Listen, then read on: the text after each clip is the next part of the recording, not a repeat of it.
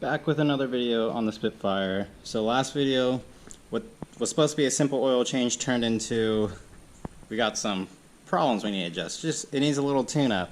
I've been messing with it here and there, but I mean, I'm not all that familiar with these carbs, and these carbs are different than American style carbs, this Weber carb. So I got a learning curve, and I did my homework. I think I'm ready to go now. At least I have a better understanding of what's going on. So we're gonna tackle it and see if we can get this car running much better. This carb on this engine, as I said, is a Weber carb. Now there's different Weber carbs out there. There's the 32/36 or the 38. This is the 38. So I have this tuning document from Redline. So this is for the 38D-GAS. Now the one I have is the 38D-GES. The only thing difference between AS and ES is mine has electronic choke, not the manual choke or a water choke, something like that. So no difference tuning wise. But this paper shows our baseline settings and what we need to do, so we're gonna follow instructions and get going. And as I was saying in the last video, this one has the 2 idle mixture screws. The 32/36 only has 1. So this one is basically 2 single carbs that are joined together. So a little tricky. There's close variances and tolerances stuff that you need to get everything right in order for it to run correctly. Just this diagram alone should explain enough where just by opening your idle speed screw too far, you could expose the enriching holes, and then you're just going to run extra rich for no reason, and it's going to be impossible to tune correctly. So let's follow the instructions and let's give it a go. Take the air cleaner cap off, and first step is to insert something to hold the butterfly valves up. And I'm going to use my other hand, and I'm just going to open the throttle, and you're going to hear a little click. That little click right there is what we're looking for. So that little click means that the choke cam is being released. So now we're going to take the idle speed screw and back it off of the cam. Right there. Just do one full turn. Now we're going to cycle the linkage. Perfect. We're going to bring the screw back into contact. So right here is where we are in contact.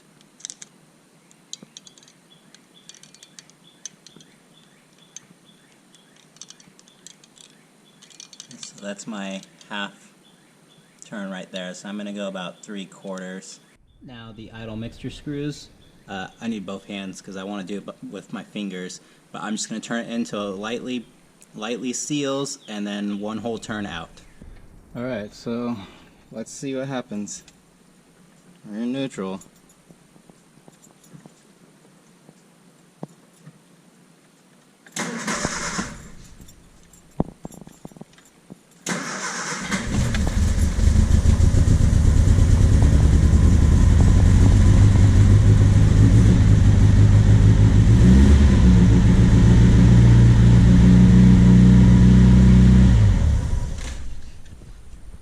Cool.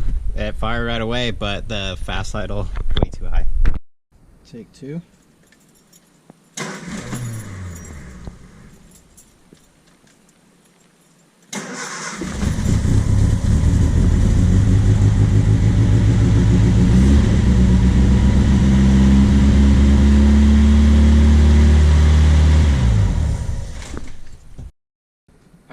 Did a couple tries. It kept idling really high, and then it didn't want to idle. Turned out the mixture screw closer to the engine, I didn't even have close to 1 turn out. It was almost 4 turns out. So it was totally just misfiring, and yeah, that was the problem. So I adjusted it. We got a good fire up, so let's see if it fires up good again.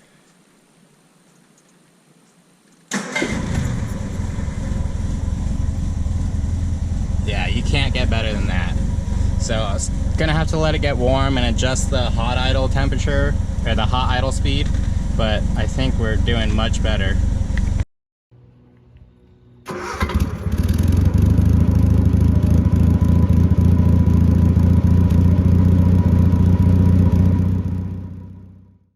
Alright, so I got it dialed in, found some issues, and I think this is what was giving me trouble the whole time.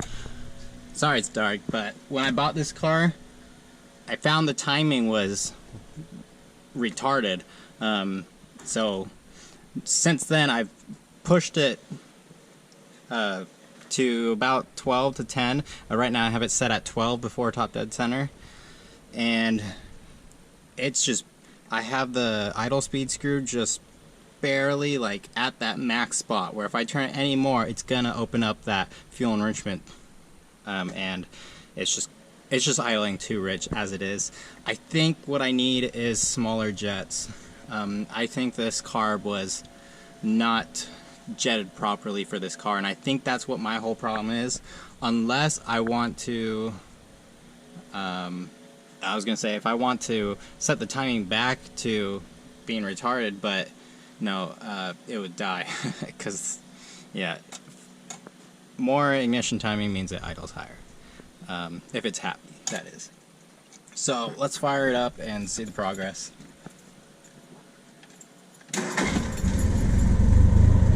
So I got it idling. It fires up instantly when hot. We'll see how it is tomorrow when it's cold.